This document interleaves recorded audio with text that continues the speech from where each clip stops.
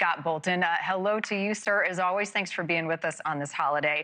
Thank Vice you. President Harris has had a difficult time, some would say, as vice president. She's been given some really difficult assignments. The border was one of them, and we've seen some of the criticism of the policies at the border against the Biden administration. How would she withstand the national scrutiny?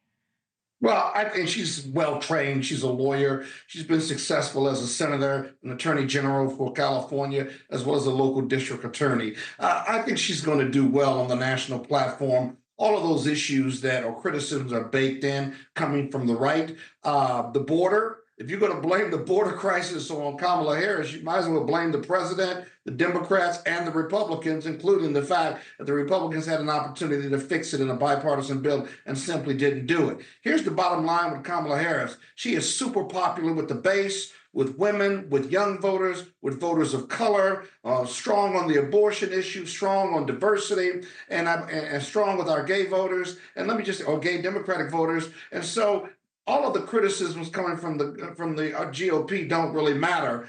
She actually shores up those groups, and those groups are the ones that have been lagging in their support for Biden. And so lastly, her moving up on the ticket is legally and practically the best way to make a transition from Biden if Biden decides to take a pass on this nomination. Yeah, it's if, some say it's when, but it's a hypothetical until anything else changes. That said, Scott, Kamala Harris, likability is one thing, electability is quite another. What do you make of some of these polls and the numbers of a Harris-Trump match? Well, I think Donald Trump would have a hard time dealing with Kamala Harris. She is a brilliant lawyer, well prepared to debate him anytime, any place, and he's going to have a hard time attacking her because she's so capable and so well respected, especially on the Democratic side. She's within 2 points of striking distance. That's only going to grow because here's what won't change. The anarchy that Donald Trump brings with him, the attacks on our democracy, she will fully engage and prosecute that case against him as a well-trained lawyer and politician, and he will have a hard time dealing with that. The Democrats need someone that can prosecute that case, and she's actually better qualified in many respects, not just because she's younger, because she's a practicing lawyer to do just that. She's within striking distance, democracy's at stake, and watch independents and Democrats coalesce around her candidacy immediately. And remember, she'll have $250 million to take the case directly to Donald Trump. She's going to be a problem for the GOP. Trust me. Yeah. Quite the war chest to start out if it comes to that.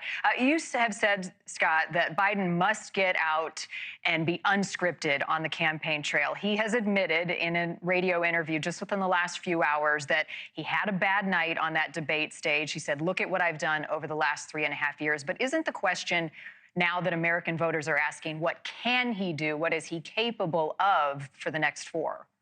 Well, he certainly has shown that he can govern. So it's a false comparative to say, look at what I've done over the last 3 years. That's governing. We certainly believe that he has been able to govern this country and do some incredible things. This is about campaigning. But Scott, to play the other side of that, I mean, in the debate, he even admitted on things like immigration, on helping support Black and brown Americans, on the economy, that there's more work to do. The criticism would be, you had 4 years.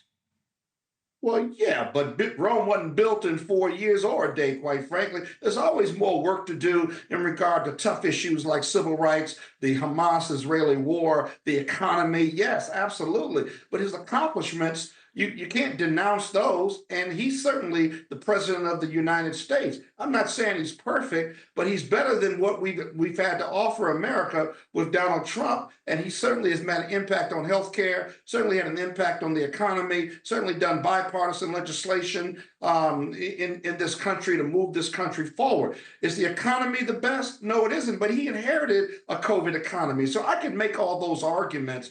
But the bottom line here is this. He is going to be tough to beat, or he is going to be tough to beat for the Republicans because the issue of his age, That's always been an issue and been the criticism. It just manifested itself in this debate. Biden's got to go out consistently and show that he's up for the job, that he can counterpunch, and he can prosecute the case against Donald Trump. Thanks so much for watching. Go to joinnn.com to find NewsNation on your television provider. And don't forget to click the red subscribe button below to get more of NewsNation's fact-driven, unbiased coverage.